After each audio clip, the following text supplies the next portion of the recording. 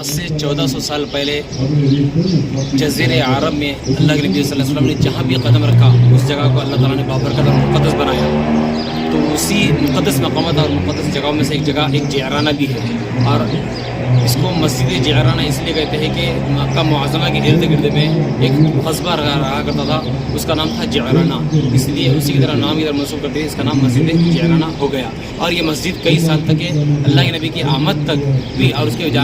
کئی سال تک بھی یہاں مسجد نہیں تھی، لیکن اللہ کے نبی صلی اللہ علیہ وسلم یہاں آنے کے بعد یہاں پر قیام کیا اور یہاں پر یہیں پر اللہ کے نبی صلی اللہ علیہ وسلم نے غسل کیا، احرام باندھا، اور صحابہ کرام کو بھی اس کے لیے تیار کیا، اور صحابہ کرام یہاں سے مسجد سے نکل کے احرام باندھ کر مکہ مکرمہ لیے روانہ ہوئے. اور یہی